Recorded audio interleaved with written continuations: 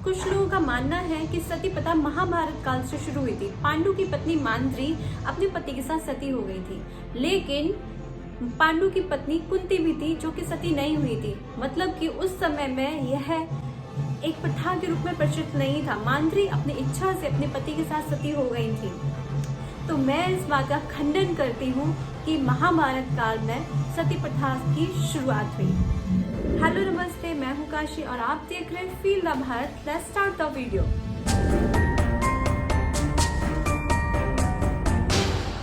सती शब्द का अर्थ है वह स्त्री जो सदाचरण वाली हो। जैसे कि सज्जन शब्द पुरुषों के लिए प्रयोग किया जाता है, वैसे ही अच्छी और सदाचरण वाली स्त्रियों के लिए सती शब्द का प्रयोग किया जाता है। इस गलत प्रथा की शुरुआत कैसे हुई, इस पर कुछ अज्ञानी लोग माता सती का नाम लेते हैं तो उनके ज्ञान पर प्रकाश डालते हैं। माता सती का नाम बचपन से ही सती था। और दूसरी बात, उन्होंने अपने पिता दक्ष द्वारा अपने पति का अपमान न सह पाने के कारण स्वयं को अग्निदाह कर लिया था।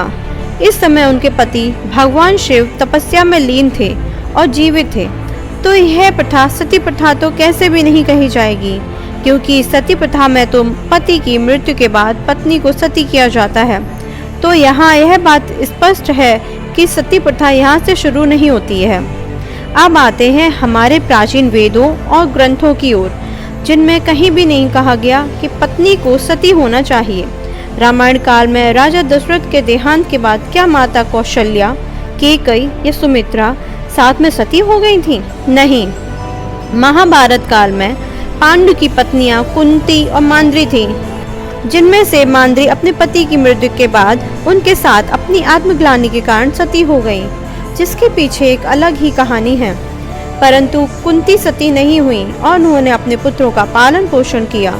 तो इस समय भी यह किसी प्रथा के रूप में नहीं थी, बल्कि यदि पत्नी अपने पति का वियोग नहीं सह पाती थी तो वह अपनी इच्छा से ऐसा किया करती थी। यदि भारतीय इतिहास की बात करें तो सबसे पहले 510 ईस्वी के आसपास सती प्रथा के होने का प्रमाण मिलता है। गुप्त काल में महाराजा भानु प्रताप के राजघराने के गोपराज की युद्ध में मृत्यु हो जाने पर उनकी पत्नी ने स्वयं अपने प्राण त्याग दिए थे। बाद में पति के मरने पर उनकी संपत्ति जायदाद पर कब्जा करने के लिए भी कुछ लालची और निर्दयी लोग पत्नी को सती करा देते थे।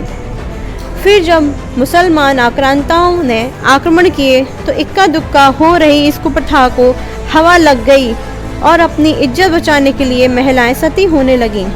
वहीं राजपूत समाज में युद्ध में हारे जाने पर मुस्लिम आक्रांताओं से बचने के लिए राजपूत स्त्रियां मिलकर आत्मदाह कर लेती हैं, जिसे जौहर कहा गया, जिसमें कई हजार स्त्रियां एक साथ अग्निदाह कर लेती थीं। 18वीं शताब्दी तक आते आते सती प्रथा अपनी चरम सीमा पर थी। तब स्त्रियों को उनके न चाहते हुए भी जबरदस्ती उनके पति के साथ सती करा दिया जाता था। यह प्रथा इतनी अवमानवीय हो चुकी थी कि स्त्रियों को भांग या धतूरे का नशा कराकर ढोल नगाड़े बजाते हुए पति की चलती चिता पर बिठा दिया जाता था, ताकि आसानी से उन्हें सती किया जा सके और उनकी चीखें किसी को सुनाई न दें। 19वीं शताब्दी आने पर कुछ बुद्धिजीवियों ने इसके विरुद्ध आवाज उठाई और इसको कुप्रथा कहा गया। उनमें से एक थे राजा राम मोहन राय, जो अपनी भाभी के सती होने के बाद से इस प्रथा को बंद कराना चाहते थे। बहुत सी कोशिशों के बाद और विरोध सहते हुए आखिरकार 4 दिसंबर 1829 को लॉर्ड विलियम बेंटिक ने इस पर कानून बनाकर रोक लगाई। इस प्रकार धीरे धीरे इस प्रथा का अंत हुआ। मैं एक भारतीय और हिंदू होने के नाते ऐसी कुप्रथाओं का पुरजोर विरोध करती हूँ, जो समाज के लिए एक अभिशाप हों।